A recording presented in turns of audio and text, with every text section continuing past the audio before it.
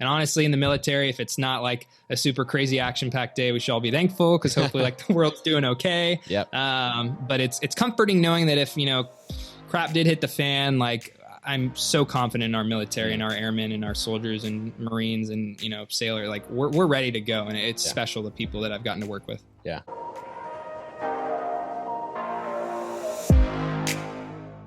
Welcome to the Military Bottom Line podcast, where we learn from veterans and those currently serving how to make the most out of a military contract.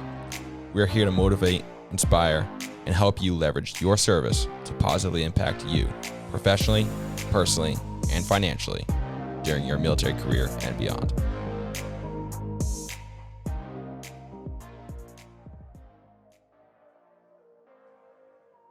What's up, guys? Thanks for joining in on another episode of the podcast. Got a special guest today, Sam Eckham. Been following him online for a while now. He takes incredible photos and videos of the F-22 as he travels around the world on the demo team for them in the Air Force. He's a Air Force Academy graduate and has a lot of good information, a lot of great insight and wisdom on it. And I think you guys will enjoy the show. Hey, Sam, thanks for joining me today. Thanks so much for having me, Jason. I appreciate it. Yeah, man. I've been consuming your content for a while now, and I'm stoked to have you on the show and kind of get to know you and hear your story, because right now I only see video clips and pictures. So I'd love to hear kind of how you found yourself in the Air Force and what it's done for you so far. Sure, and I'm glad someone's watching this stuff. It's always good. Like when you're a creator, the coolest thing is to hear when people are like, "Hey, man, I watched your video." And for me, I'm really lucky that a lot of the content I'm producing, I get kids DMing me and leaving comments that are like, "Hey, Sam, you inspired me to want to join the Air Force." I'm not a pilot myself, but I get people that are like, "Hey, Sam, I want to fly. I made a video on how to be a pilot," and stuff like that. That is the coolest part about it. So again, thank you for having me. To the people who will listen to this and hopefully will get inspired to want to serve, and even the people that have no interest in the military at all. It's just cool to kind of sit down and broaden your depth of knowledge you have on things going on in our military. So looking forward to this. Yeah, man, no doubt. Thanks. But so you ended up going to the academy, right? The Air Force Academy. I did. So that's where I decided to go for college. A lot of people ask kind of why I chose the academy. The options are, hey, you go to a military school, or, you'd go the traditional college route, which is a little bit more, I'd say, relaxing. I know it can be rigorous, but you're not waking up at 6 a.m. every morning for room inspections and going your whole freshman year through basic training and, have upperclassmen yelling at you. But for me, kind of the big reason coming out of high school I wanted to go to the academy was, one, I kind of grew up in a military family. My dad went to the Air Force Academy, and he was a pilot in the Air Force. However, he got out after 10 years and has been flying for the airlines ever since. Gotcha. So part of me was like, I'm going to go to the academy. I'm going to fly. I'm going to be a fighter pilot, just like a lot of other kids growing up. And then also, I didn't know exactly what I wanted to do with my life. I was kind of in that phase where I was like, hey, I'm not sure. I wasn't like my older brother who knew exactly what he wanted to do. And the Air Force Academy is a school that, exposes you to so many things throughout 4 years and then gives you a guaranteed job when you graduate. Yeah. And so I was like, hey, at the end of the day, if I can make it through this, I'm going to be set up. Yeah. So I was exactly right. So I was very excited. Grew up in Dallas, Texas. So I got out of Dallas and moved to Colorado and went to what I call summer camp, 6 weeks of basic cadet training, which was interesting. I don't know. Have you seen any videos of basic training at the academy? It's a little different than like normal basic training in the military. So I've seen bits and pieces, but I know it's a different dynamic with like the upperclassmen in kind of exactly how you guys interact. It's fun. Yeah, you're essentially having seniors lead the basics. So it's not like MTIs or military training instructors that normal people in the military go through. It's upperclassmen, which is funny because you're on the receiving end of that as a freshman, and then you become a senior, and then you're the ones leading it. And so I got to experience both while I was there. Yeah, and it's fun. It's a rewarding time for sure. But just quick plug for the academy. I mean, if there's anyone out there who wants to fly, the academy is still hands down the best place you can go. We offer the most pilot slots every single year. But other than that, I mean, I was a legal studies major, so you don't even have to major in like math, science. A lot of people think you have to do that. Yeah. I mean, there's English majors, fine arts, there's political science, there's all different types of things you can do there. And also the opportunities are endless. I got to jump out of an airplane 5 times after my freshman year. It's the only place in the world where your very first jump is completely on your own. That's wild. I got, sent to Travis Air Force Base in California and went there for 3 weeks. I did an internship in DC for a congressman. Like, even though it's a military academy, it still has some aspects that make it like a normal civilian school, football teams, soccer teams, cheerleaders, whatever you want to call it. So I've never heard of a civilian school that's going to allow you to take like a skydive elective though. Like that's pretty unique. Right. Yeah, it's cool. I mean, when you're in high school and you see the recruiting videos and it's people jumping out of planes, flying gliders, like doing this crazy stuff. You're like, why would I go to a normal school? And then you get to the academy and you're like, I should have gone to a normal school. Yeah. Everything like negative stares you in the face day one. And you're like, oh, nuts. But right. But yeah, it gets better day by day, year by year. And I wouldn't change my experiences for anything there. It was awesome. Nice. Yeah. I mean, without going too deep into the application process, because I know the academy application process are pretty intense. But say a high school kid is like maybe wanting to pursue that route, in a brief moment, what kind of advice would you give them to at this young age, if they're in high school now? How would you tell them to prepare? Sure. So the academies are looking for someone who can balance a rigorous workload even in high school, because they want to see if a kid's taken all these AP classes and is on sports team, is in leadership roles, is a captain, is the president of student council, whatever that may be. If he can do that in high school, then he's going to probably be successful at the academy when you are forced to balance such a heavy course load, workload, that type of thing. Yeah. So it depends on the student in high school. Do what you can. Don't kill yourself, obviously, with the course load. But if you can take some advanced placement classes, if you can do extracurriculars, and then if you can do leadership roles within those extracurriculars, that's going to look really, really great. Then outside of that, you got to get a nomination from a congressman or a senator, which can be a little intimidating, but it's just a process. Everyone goes through it. So I would just advise anyone out there is like, remember that every little thing matters. Don't slack off. Like, you can improve your grades. The academy will see that, and really just try to put together the best whole rounded package you can do. And the other big thing I say is, hey, if you don't get in the first time, that's not the end of the road. There is a large percentage of people that go to the academy that are applying their second time. Maybe they did a year at a civilian school and then reapplied. Interesting. Maybe they even enlisted in the Air Force and then came in later. There's a program you can do that. And also at the same time, if your grades aren't exactly where they're at, you can also go to the prep school for a year, which is located right off campus. And it just helps develop your grades, and then you're pretty much automatically accepted into the academy your following year. So there's a bunch of different options. So I like to tell people, don't get discouraged. If you don't think you're like the complete poster child for the academy right now, there are ways to still get in. Yeah, that's good to know. I actually didn't even know about that prep school route. So yeah. The things I wish I knew when I was in high school. Right. That's our job. We're helping inform. Exactly. But yeah, so 4 years of the academy, and then what transpired after that? How'd you end up taking photos of the 22 all day? So you may have wondered, I mentioned earlier that I said I wanted to be a pilot, right? Mm-hmm. Obviously somewhere that changed. People ask, hey, Sam, why didn't you go to pilot training, right?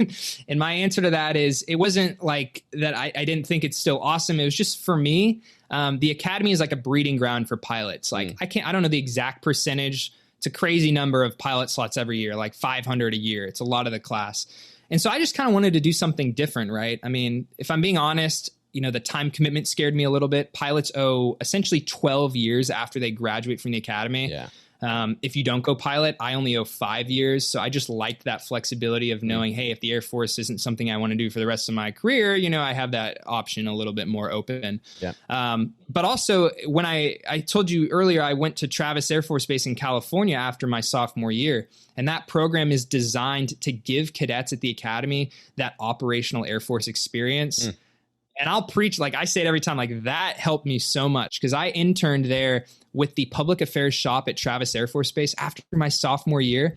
And I fell in love with the public affairs career field. Interesting. I walked into the door and there were people writing stories. They're like the Patriot, like this NFL football team, the Patriots, they were literally there at Travis doing a visit, and I was meeting them. I interviewed the base commander to write a story in the paper. I was doing photos, and I was just like, wow, when you think Air Force, you don't think social media, photography, video stuff. But that is a very important mission. It's important for recruiting. It's important for like telling the taxpayers, telling people who aren't in the military what's going on, and really just communicating for the Air Force. We can talk more about that later, but essentially I just fell in love with the career field. I was like, this is awesome. So to make a long story short, my next 2 years at the academy, I did well enough to where I was ranked pretty high in my class, and I was able to get my number one choice of a job, which was public affairs. So then I graduated and also got really lucky, which just is, I say luck, it's a lot of hard work too. It's a testament to the amount of time you put in. Sure. The higher you're ranked in your class, the more, higher preferences that you put down you get. So my first assignment, my base was Langley Air Force Base. Nice. So Langley, at the time, I had no idea what the F-22 demo team was, but it's where the F-22 demo team is based out of. For those who don't know, the F-22 demo team flies at air shows all around the world, kind of just to showcase that raw American air power and the capabilities of the coolest fighter jet in the world, the F-22. It's a big recruiting mission as well. So I got to Langley, and I did about 6 months kind of in the normal PA office in the wing, doing on-the-job training. And then the team was looking to bring a full-time public affairs officer on the team. And it was just kind of like I was in the right place at the right time. They were actually looking to bring someone who could cover down on all the social media, the photography, the video stuff, and then also cover down on kind of the officer side of things. And so I kind of, I guess, had what they were looking for. And I know you asked earlier about kind of where I learned to do photo and video. And that's just on my own. I mean, I didn't take any classes, nothing in college. Literally YouTube and just going out with a camera in my hand and going on trips. Yep. So I just enjoyed doing it on my own. And I had like my Instagram page. And so I showed it to the team commander at the time, Lieutenant Colonel Lopez. Loco was his call sign. And he loved what he saw. He saw a few of my YouTube videos and he was like, Sam, you're hired. And then the rest is history, I guess. So. Awesome. I when you were picking public affairs officer out of the academy, I mean, I imagine it wasn't as competitive as the pilots. Like, were there that many guys trying to get the public affairs office? Yeah, so it's a great question. Public affairs itself is a very small career field. Yeah. In fact, there are only 100 or so public affairs officers in the entire Air Force. Wow. Obviously, the enlisted side, there's more of those, but it's still relatively small. So while no, it's not competitive because it's PA, I'd say it's still very competitive because there aren't that many slots. Sure. So for my entire class at the academy, there were 5 public affairs slots. There's 500 pilot slots, but that fluctuates too. But anyway, so yes, it was competitive in that, I had to make sure I was, for whoever put it on their preferences, I, was doing well enough in the class to get it. So it was a big deal when I got it. I was really excited. I mean, cool. Who knows where I'd be now? I'd like to say I'd still be happy doing whatever job, but getting that out of the academy, working hard, making sure that I did what I could to put myself in the best position possible really paid off. Yeah, for sure. So it's interesting that, you went to the academy with one goal in mind, but it developed and transformed throughout your time at the academy. So it's worth noting that dreams and goals can change along the way. Yeah. And I'm sure you too, they're changing for me all the time. I think one thing and then things change and I realize, oh no, I like something else. And there's nothing wrong with that. And, hopefully, leadership, whoever's out there, that's one thing I try to encourage is if there are people under you, like your troops or whatever, their goals are going to be changing. The things that they want to do might not align with what you want to do, and obviously if there's no conflict of whatever, it's awesome to promote that, to let people know that hey, it's okay to do what you want to do, even if it's not the typical route that is advised in the Air Force to get somewhere. I don't know. I'm just a big proponent of, doing what makes people happy, because if someone's happy and enjoying what they're doing, then they're going to work harder day to day. So I mean, I'm blessed to that I've had my leadership support me as well too, and have let me do my thing. And I always joke that it's it could have gone one of two ways. It could have gone horribly and people have been like, Sam, your style, what you're doing is just not working. And I would have been like, crap. Or it could have gone, how I like to say it went now, and people loved it and it's taken off and it's helped a lot of kids out there and a lot of people and hopefully impacted the recruiting mission a lot. Yeah. Yeah, absolutely. That's awesome. Yeah. I imagine there isn't, I ask about a day in a life. What does that look like? Right. But I imagine there isn't a standard day from what I'm observing. So I guess maybe a week in the life or a month in the life. Sure. What does your job and what does your life look like right now? Yeah. So right now, which is on the F-22 demo team, it's pretty cool. We travel to 25 air shows a year.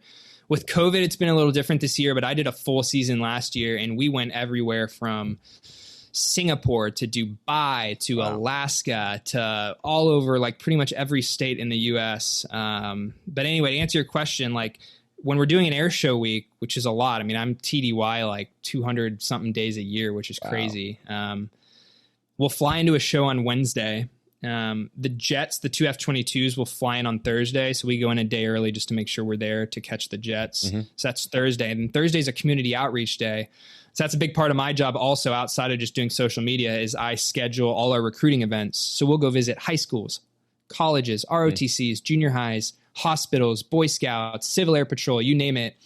We'll, share our stories in the Air Force, tell about our mission, right? Because we're not just there to fly airplanes. We're there to, we like to say recruit, retain, and inspire the next generation, which is awesome. So I plan all that. That's Thursday. We'll do all of our recruiting stuff.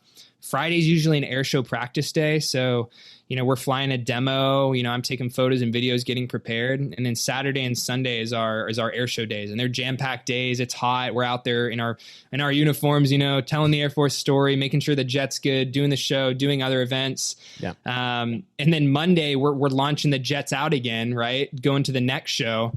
So if it plays out, we'll have Tuesday off. Maybe I'll get to come back to my apartment on Tuesday, and then we're right back at it Wednesday most days for that same cycle. We'll have off weeks here and then, but it's been a jam-packed last 2 years of just air shows, which has been so fun, but also a little bit tiring too. Yeah, no doubt. I would imagine, I mean, you said two F-22s are on the team? Yeah, so we only fly one jet for the demo. Okay. However, we bring two to every show in case one has a maintenance issue. We can hop to the spare without having to cancel the show. Yeah. So but only one flies. So I'm curious. I mean, is there a tanker that follows you around also, or are they just hopping, refueling and hopping? I mean, how big of a production is this to move the whole team around the world? Yeah. So the Thunderbirds, for example, and the Blue Angels, their team is like 10 times as big as ours. They have 130 or so personnel on their team, and they have their own like dedicated C-17s or C-130s. Obviously the Blue Angels have their C-130. The Thunderbirds like have a C-17 they take, and they fly that everywhere. For us, for Raptor demo, we only have 13 people on our team. Okay. And so I laugh about this because people don't understand, like we actually fly commercial, like the team most of the time. I mean, occasionally we'll fly in the back of a tanker or a C-17, but for the most time we're checking into American Airlines with literally like 30, 40 like Pelican cases full of tools and gear, and people are looking at us like we're crazy. It's really funny. But so most of the time we're just hopping on a whatever commercial flight, and we're meeting the pilots out there and doing it that way. And that's just because we're a much smaller team with 13, a smaller footprint. Mission's equally important, but so from a public affairs standpoint, like the Thunderbirds and Blue Angels, they've got a team. They've got 8, 9, 10 airmen dedicated. For me on the team, it's been one person. It's been me. So I have to be everywhere at once, doing everything at once, which I'm fine with. I mean, I like that. I like being able to kind of control everything because it fits my style, my theme, but it's difficult. There's things this year that I haven't been able to do just because I can't physically possibly do everything at once. But hopefully people seem to think I'm doing an okay job. So that's good to hear. Are you eager to move? I mean, I don't want to say move on, but with the ops tempo that you're dealing with right now, I mean, that's gotta be exhausting. And so like, all right, do you look forward to kind of trying something new within the Air Force? I mean, how do you feel about things moving forward? Yeah. I mean, this was a dream job. This was something I never thought I'd get to do as my first assignment out of the academy. I was telling you earlier, like I used to spend my weekends in my free time editing, doing photos, doing videos. And then I got to do it for like my job, which was really, really cool. And obviously having this platform has been amazing. Helped build a big audience on our demo team, which was my goal. But to answer your question, I mean, I'm the type of person who I'm always ready for the next thing. Like I'm not burnt out. Like it's been awesome. I'll absolutely cherish this time forever, but I'm ready for the next thing. There's only so much I can do on the team. I feel like I've exhausted all of my creativity, like in terms of like creating all the photos and videos. I mean, I'm sure if I came another year, I could do it too, but I am ready for the next thing. I'm ready to see what I can do. Kind of post demo life, also working on my own projects. I've got a bunch of different ideas, whether that's YouTube, Instagram stuff. And, right now everything's demo first. I made it my, priority that I'm going to put the F-22 demo team first. So anything you're seeing on my own personal side is after work hours, weekends, when I have some free time. So it will be kind of nice to have a little bit more of that free time back, get to chill out a little bit, get back in the, the ops tempo of the normal Air Force side of things, and then just see where I can continue building and growing, having more time to do that. So I'm excited for sure. Next chapter, I'll miss the demo team, but it will be fun seeing what comes next. Yeah. You know what I mean? Yeah, no doubt. Yeah. Well, how much longer on the team? Yeah, so we're getting close to the end here, actually. So just December is the end of our season, so I don't have too much time left. But yeah, it's been so fast paced with COVID and things changing that it probably won't hit me until like the last air show here in a week or so. Yeah. And then, got time to breathe and figure it out. But yeah, you'll have to stay tuned and see what happens because it's just been so fast paced. Awesome. I look forward to seeing what happens next. Do you know what you're going to next or? Yeah, I should know where I'm going. I'm still like finalizing the details. So like, I don't want to say it now and then it's completely different.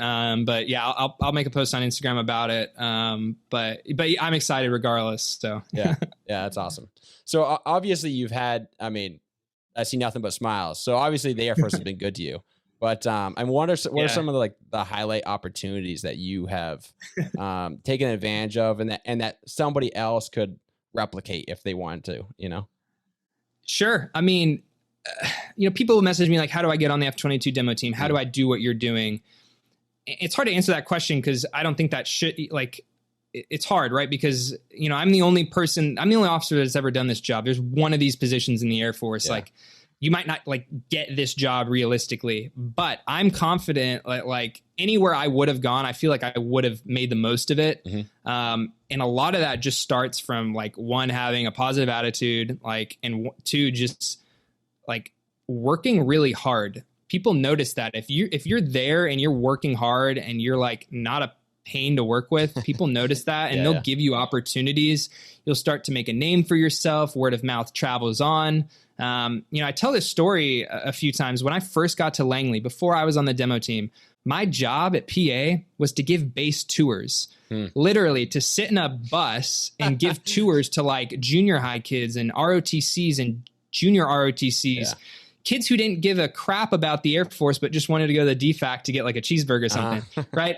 So instead of rolling my eyes and kind of not caring about that, I made it my goal to really knock these tours out of the park. I would work would finish and I'd drive around Langley and practice my lines, practice the history and work really hard. And I remember it was the day of my first tour, it was a junior ROTC unit. So literally high schoolers coming and, I did the tour. I had fun. I made it enjoyable for the kids. And then afterwards, their commander came up to me and, he gave me a compliment. He said, "Thank you so much. You made this awesome. I can tell you care and that it's great." And, turns out that he, knew some high people. He was a former colonel in the Air Force. So he sent a few other people some emails, word traveled. And then I'm looking at my inbox one day and I got an email from a general that's thanking me for my job. Wow. So it's just the little things like that you never think are going to happen or people are going to notice.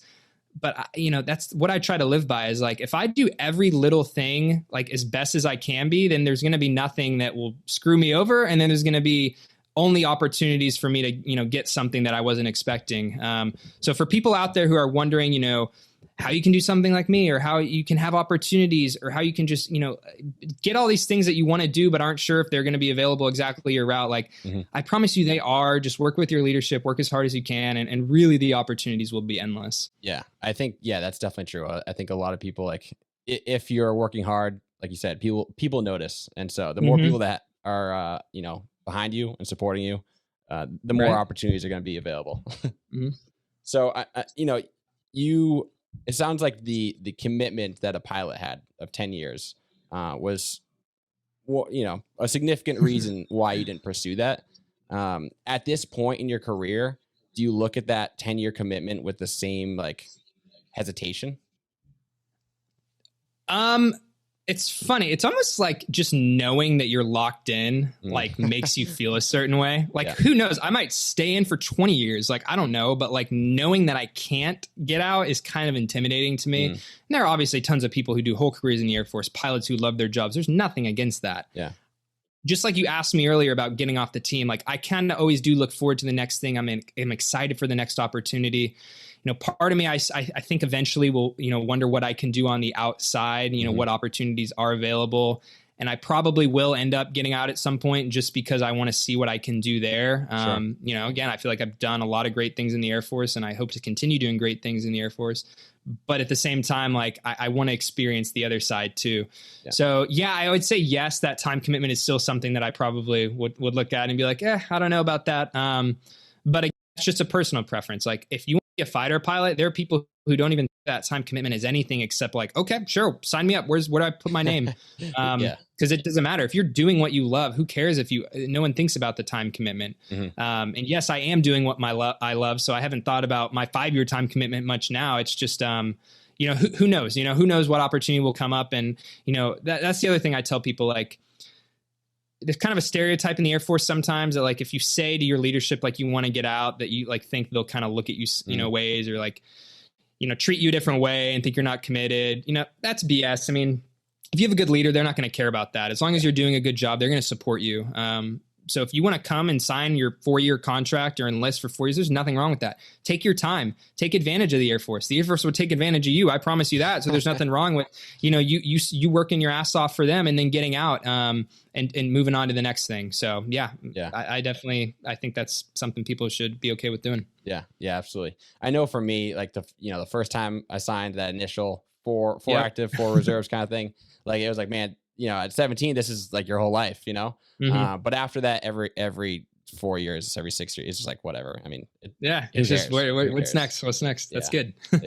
But I also like what you said about taking advantage of the Air Force, because the Air Force will take advantage of you. You know, like I think like the military. I say that in a loving, joking way. Well, like but it's true. But it's true. But it is true. You're right. Like no hate on the Air Force, but you're absolutely right. Like the Air Force is going to make you pull long hours. You're going to deploy. You're going to be put in tough situations with your family. Like that's what we're signing up for. So at the same time, there's nothing wrong if you want to tell your leadership like, hey, this is what my goals are. Maybe it isn't to be in the Air Force. Maybe I want to do this method. You know, maybe I want to make sure I have time to do this. Like a good leader in my mind will have no problem with that. And I really think the Air Force at a leadership organizational level also does not have a problem with that too. I just think when you're looking at it like as a young airman or whoever, it's a little bit intimidating. So sometimes, you know, hopefully I can get that message out that it's okay. Yeah, absolutely. I mean, always ask questions. You know, like the worst thing that they can say is no.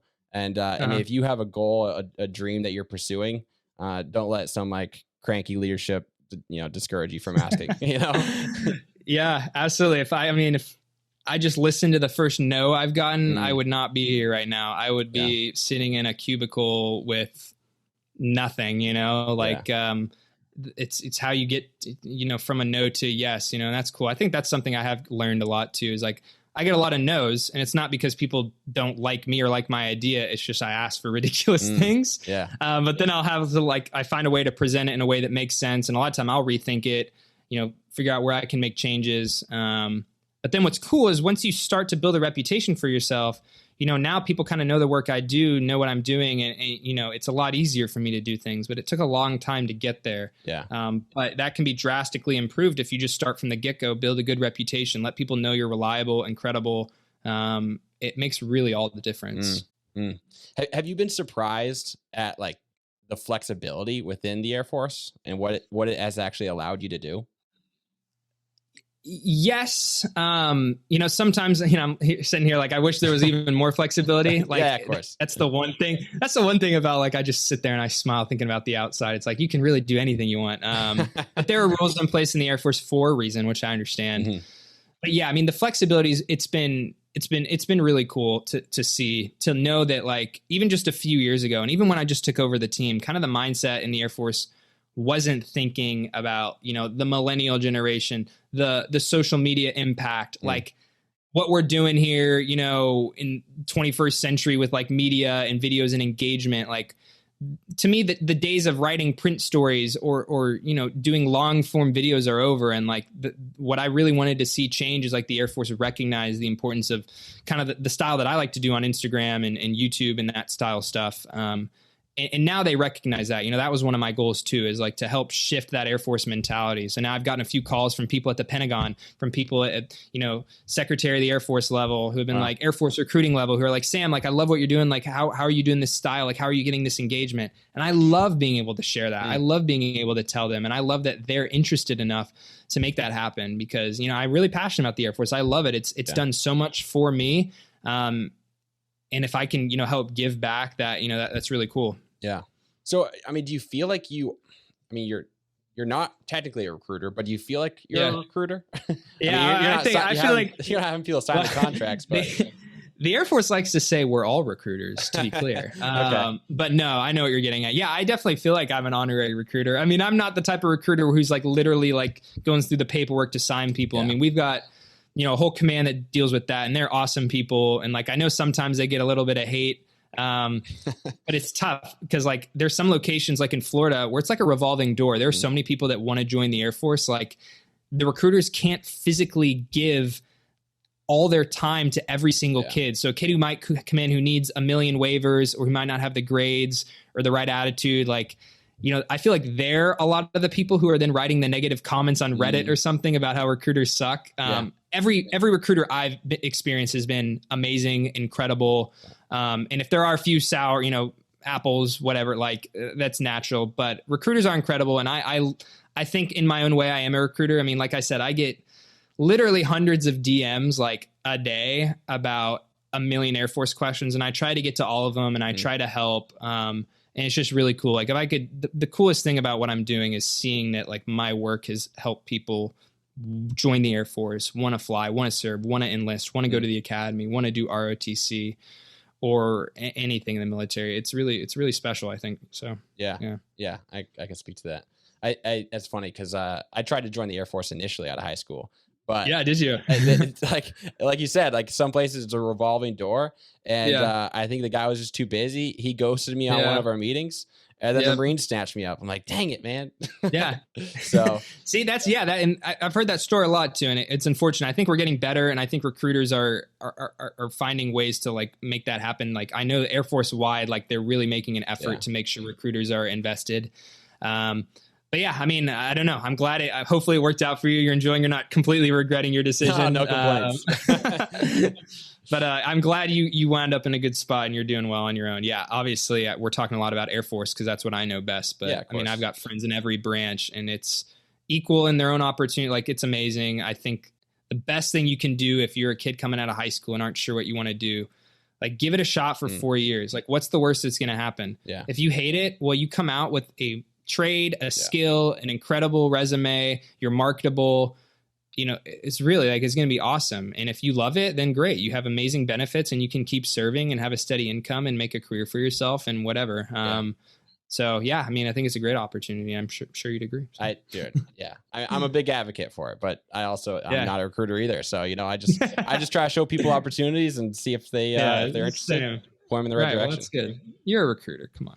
You're good. Yeah. Well, yeah, maybe one day we'll see.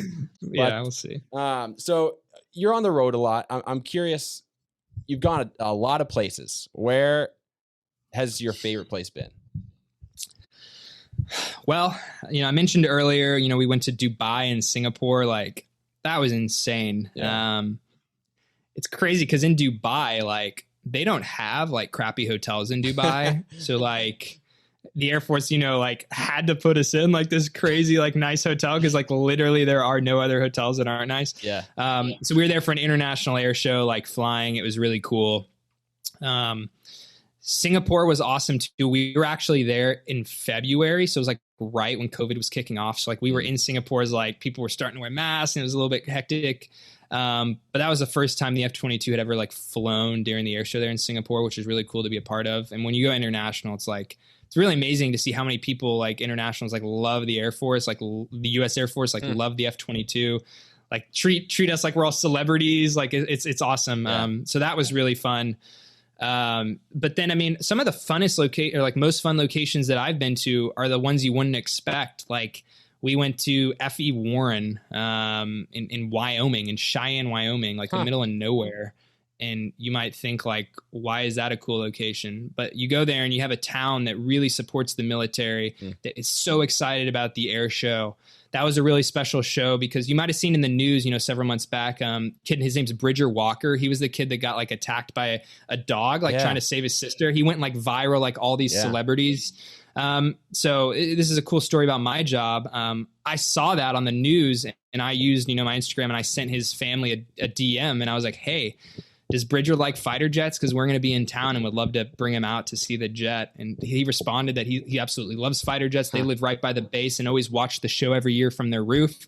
And I was like, man, I bet your roof's a cool spot, but I bet I can one up that and give you a better location. So we brought him and his family out, did a tour of the jets. I put together a recap video on it, which was, one of the most special videos I put together. So yeah, Wyoming ended up being one of my favorite locations for the people, the crowd, the opportunities, and obviously the Bridger story there.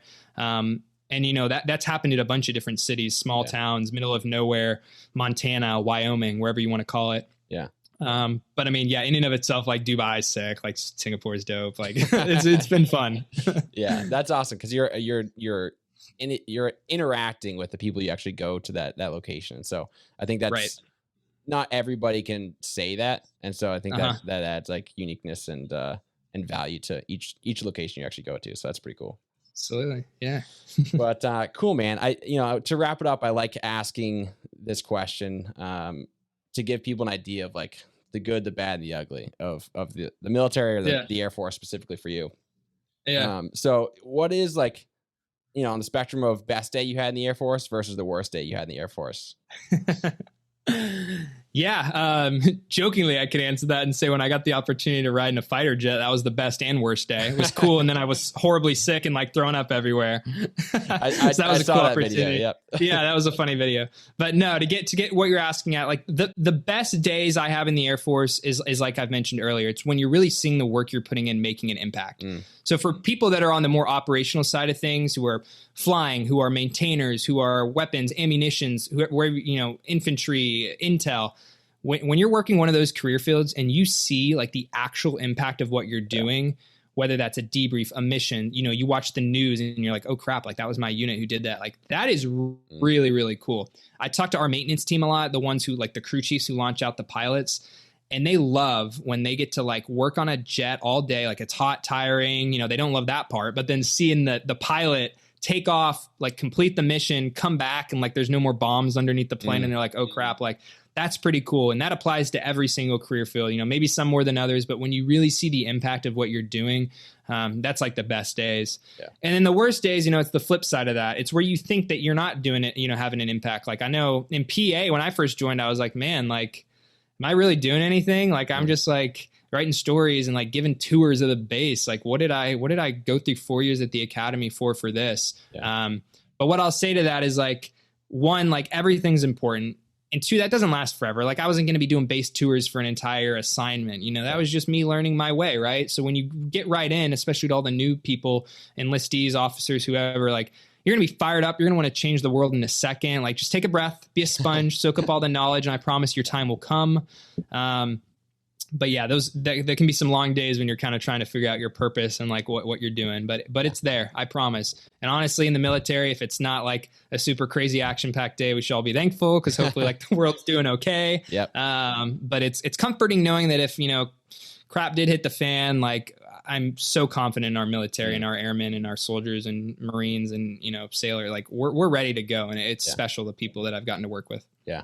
Yeah. That's an awesome answer. Cause definitely not every day do you feel like you're actually making a difference, but the days that you do feel like what you do matters trumps all the other days. So that's I like that. Yeah, man, I appreciate it. Do you have any closing advice for anybody who's maybe thinking about joining the military or the Air Force specifically? Yeah, keep asking questions. Don't feel free to DM me, whoever you want. Like everyone knows someone in the military. Like ask them. Like that is kind of one of the things. Like I'm trying not to become. Like I know recruiters are sometimes they're going to be biased. It's a lot of like good bias. So like they're not lying to you. Yeah. But getting that candid like conversation with people is good. But in that same line, like don't just listen to one person. Don't just go online and read YouTube comments about people who like had a horrible time in the Air Force 20 years ago and be like, oh, I don't want to join. Like there's always going to be something to complain for everything. And you can always find plenty of negativity on the internet. You can always find plenty of negativity in anything, not even the military, like with whatever. So just, make sure it's right for you too. Like you don't want to join if like you're being forced to by parents, by someone else, make sure you're going in with the right mindset. But seriously, like you heard it here first, or maybe you've heard it a million other times. Like if you go in with a good mindset and work hard, literally, like you will be so set up and like your leadership will notice, and the opportunities will be endless. So I encourage people that want to join, that are thinking about joining, like if you do, like go in full steam ahead, because it's gonna be great. Yeah. Mindset is everything. I totally agree. That's awesome, man. Cool. Thanks for coming on. Thanks for your time. Appreciate you telling your story. Yeah, thanks, Jason. Thanks for having me. Thanks to everyone out there. Look forward to seeing what you're doing next. Best of luck in your career, and anyone out there, best of luck to the future careers of hopefully people who are listening to this. So awesome. Thanks so much, Jason. Appreciate it. We'll stay in touch. Hey guys, I hope you enjoyed that episode as much as I did with Sam. He's got a lot of cool stories. Like I said, takes incredible action shots of the F-22. So if you're not already following him on Instagram, I would definitely recommend it. I will put his Instagram link below in the description. And if you want more information or want to continue along listening to the podcast and stay in touch with me, you can find me at Military Bottom Line on Instagram. I will see you guys next time.